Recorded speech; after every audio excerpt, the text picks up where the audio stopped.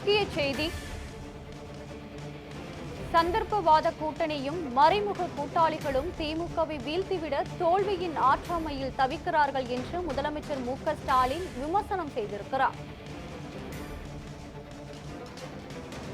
இது குறித்து கூடுதல் விவரங்களுடன் இணைகிறார் நமது செய்தியாளர் சாமுவேல் வினேசர்.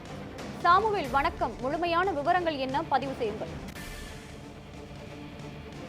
சிந்து, இன்றைய தினம் தமிழ்நாடு முதலமைச்சர் மு.க.ஸ்டாலின் தனது கடிதம் ஒன்று வெளியிட்டிருக்கிறார். குறிப்பாக என் உயிரினில் கலந்து கலைஞரின் அன்பு உடன்பிறப்புகள் உங்களான அனைவருக்கும் ஒரு மடல் என்று அவர் குறிப்பிட்டிருக்கிறார். இதில் முத்துவேல் கருணாநிதி ஸ்டாலின் என்றும் நான் என்று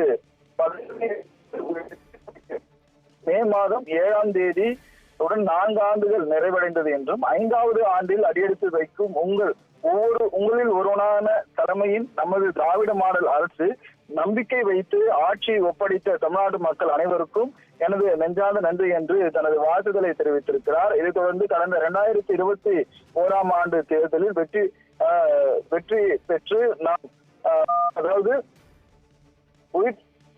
நமது தலைமையிலான இந்த ஆட்சியானது கடந்த 4 ஆண்டுகளில் செய்திருக்கக்கூடிய சாதனைகள் தமிழ்நாடு மக்கள் மற்றும் பிற மாநிலத்தில் ஆளும் கட்சியினரும் இந்த திராவிட மாடல் ஆட்சி செய்து வருகின்ற இந்த சாதனையை பின்பற்றி வருகிறார்கள் என்றும் தமிழ்நாடு முதலமைச்சர் மு.க.ஸ்டாலின் தனது கடிதத்தின் வாயிலாக தெரிவித்திருக்கிறார். இது மட்டுமல்லாமல் இந்த திராவிட மாடல் ஆட்சியை வீழ்த்த வேண்டும் என்பதற்காக மறைமுக கூட்டணியும் அதே போல சந்தர்ப்பவாத கூட்டணிகளை அமைத்து வீழ்த்து விடலாம் என திட்டமிடுபவர்களுக்கு வருகின்ற 2026 சட்டமன்ற தேர்தலில் மக்கள் தக்க பாடத்தை புகுத்துவார்கள் என்றும் தமிழ்நாடு முதலமைச்சர் மு.க.ஸ்டாலின் தனது கடிதத்தின் வாயிலாக தெரிவித்திருக்கிறார். இது மட்டுமல்லாமல் அதாவது இந்தியாவில் பிற மாநிலங்களுக்கு கொள்கை ரீதியாகவும் நமக்கு என்றும் எதிரானவர்களாக இருக்கக்கூடிய சந்தர்ப்பவாதிகள் மத்தியில் திராவிட மாடல் ஆட்சியானது தற்போது திறன்பட நடைபெற்று வருவதாகவும் அதேபோல நடைபெற இருக்கக்கூடிய 2026 சட்டமன்ற தேர்தலில் இந்த நல்லாட்சி தொடர வேண்டும் என்றும் தமிழ்நாடு முதலமைச்சர் மு.க.ஸ்டாலின் தனது கடிதத்தின் வாயிலாக தெரிவித்திருப்பது குறிப்பிடத்தக்கது.